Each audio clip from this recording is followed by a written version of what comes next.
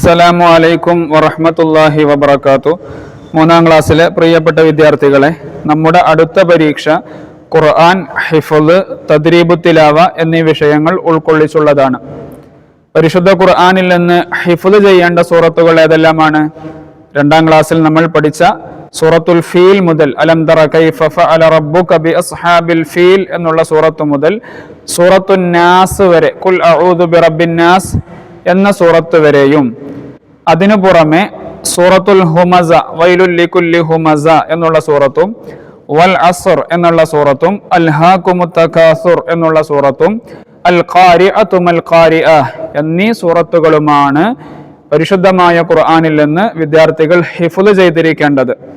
അതുപോലെ പരിശുദ്ധ ഖുർആനിൽ നിന്ന് ഏതെല്ലാം സൂറത്തുകളാണ് ഓതി പ്രാക്ടീസ് ചെയ്യേണ്ടത് എന്നുള്ളത് തദ്രീബു തിലാവയുടെ ഓരോ പാഠങ്ങളിലായി QR കോഡ് സഹിതം തന്നിട്ടുണ്ട്. വിദ്യാർത്ഥികൾ പ്രത്യേകം മനസ്സിലാക്കി ഓതി പരിശീലിക്കണമെന്ന് ആമുഖമായി ഓർമ്മപ്പെടുത്തുകയാണ്.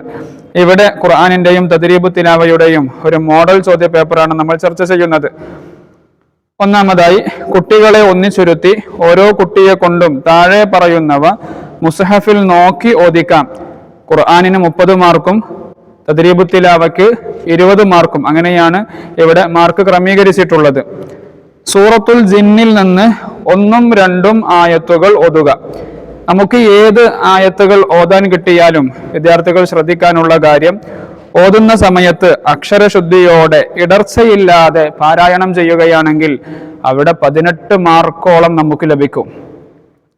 അതുപോലെ ഏതായത്താണോ ഓതുന്നത് ആ ആയത്തിലുള്ള അക്ഷരങ്ങൾ അതിൻ്റെ കൃത്യമായ മഖ്റജിൽ നിന്ന്, നമ്മൾ തദ്രീബു തിലാവയിൽ ഹുറൂഫു ഷഫതൈൻ പഠിച്ചിട്ടുണ്ട്, അതുപോലെ ഹുറൂഫുൽ ലിസാൻ പഠിച്ചിട്ടുണ്ട്, അതുപോലെ ഹുറൂഫുൽ ജൗഫ് പഠിച്ചിട്ടുണ്ട്. ആ പഠിച്ച അക്ഷരങ്ങൾ നിർബന്ധമായും അതിൻ്റെ യഥാർത്ഥ മഖ്റജുകളിൽ നിന്ന് തന്നെ പുറപ്പെടുവിച്ചുകൊണ്ട് വിദ്യാർത്ഥികൾ ഓതുകയാണെങ്കിൽ വളരെ എളുപ്പത്തിൽ തന്നെ 30 മാർക്ക് ഖുർആനിൽ നിന്ന് നമുക്ക് കരസ്ഥമാക്കാൻ സാധിക്കും. ഇവിടെ മാർക്കിന്റെ മാനദണ്ഡം കൊടുത്തിട്ടുണ്ട്. അക്ഷരശുദ്ധിയോടെ ഇടർച്ചയില്ലാത്ത പാരായണമാണെങ്കിൽ 18 മാർക്ക്.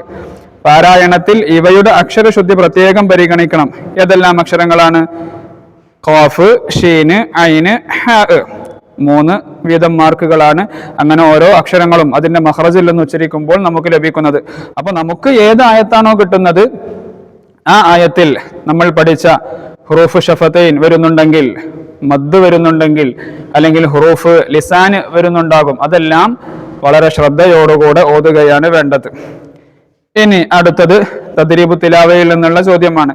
അക്ഷരങ്ങൾ എഴുതാം. ഹുറൂഫുൽ ജൗഫിന്റെ അക്ഷരങ്ങൾ എന്താണ്? ഹുറൂഫുൽ ജൗഫ് എന്ന് നമ്മൾ പറഞ്ഞിട്ടുണ്ട്. വായയുടെ ഉൾഭാഗം, അതായത് ഹുറൂഫുൽ മദ്, മദ്ദിന്റെ ഹർഫുകൾ ഏതെല്ലാമായിരുന്നു? അലിഫ്, വാവ്, യാ. ആ 3 അക്ഷരങ്ങളാണ് ഇവിടെ എഴുതി കൊടുക്കേണ്ടത്.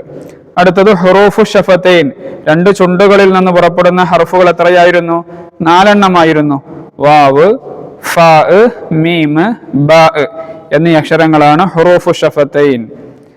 ഇനി അടുത്ത ചോദ്യം, താഴെ ഉദാഹരണത്തിൽ നിന്നും ഹുറൂഫുൽ ലിസാൻ 3 എണ്ണം എടുത്തെഴുതാം.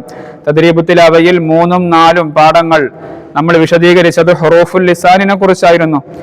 നാവിൽ നിന്ന് പുറപ്പെടുന്ന 18ഓളം അക്ഷരങ്ങളുണ്ട്. ആ അക്ഷരങ്ങൾ വേർതിരിച്ച് വിദ്യാർത്ഥികൾ മനസ്സിലാക്കണം. ഇവിടെ താഴെയുള്ള ഈ ഉദാഹരണത്തിൽ നിന്ന് നാവിൽ നിന്ന് പുറപ്പെടുന്ന അക്ഷരങ്ങൾ പ്രത്യേകം എടുത്ത് എഴുതുകയാണ് വേണ്ടത്. തവഫനി മുസ്ലിമ, അതിൽ ഏതൊക്കെയാണ് നാവിൽ നിന്ന് പുറപ്പെടുന്ന അക്ഷരങ്ങൾ? 1 താ, 2ാമത്തത് നൂന്, 3ാമത്തത് സീന്, 4ാമത്തത് ലാം. ഇതിൽ നിന്ന് 3 എണ്ണം എടുത്തെഴുതിയാൽ മതി. വാവ് ചുണ്ടിൽ നിന്ന് വരുന്ന അക്ഷരമാണ്. ഫാഉം ചുണ്ടിൽ നിന്ന് വരുന്ന അക്ഷരമാണ്. മീമും ചുണ്ടിൽ നിന്ന് വരുന്ന അക്ഷരമാണ്. പിന്നെ അതിലുള്ള തവഫനി, ആ നീട്ടാനുള്ള മദ്, അത് ഹുറൂഫുൽ ജൗഫാണ്. അപ്പോൾ ബാക്കിയുള്ള താ, നൂന്, സീന്, ലാം ഇതെല്ലാം നാവിൽ നിന്ന് പുറപ്പെടുന്ന അക്ഷരങ്ങളാണ്. അത് ഇങ്ങോട്ട് എടുത്ത് എഴുതുകയാണ് വേണ്ടത്. ഇനി അവസാനത്തെ ചോദ്യം, നോക്കി എഴുതാം. ബ്രാക്കറ്റിൽ കോപ്പി എന്നുണ്ട്. താഴെയുള്ള ഈ പദങ്ങൾ അതുപോലെ നോക്കി എഴുതുകയാണ് വേണ്ടത്. യളഅന അസ്വാജ ഫതുബിഅ, ഇത് അതുപോലെ നോക്കി എഴുതുകയാണ് വേണ്ടത്. ഇതാണ് തദ്രീബു തിലാവയുടെ ഖുർആനിന്റെ ഒരു മോഡൽ ചോദ്യ പേപ്പർ. വിദ്യാർത്ഥികളൊക്കെ നല്ല രൂപത്തിൽ പഠിക്കുക. അള്ളാഹു നല്ല വിജയം നൽകട്ടെ. വീഡിയോ മറ്റുള്ളവരിലേക്ക് കൂടെ ഷെയർ ചെയ്യുക. അസ്സലാമു അലൈക്കും വറഹ്മത്തുള്ളാഹി വബറകാതുഹു.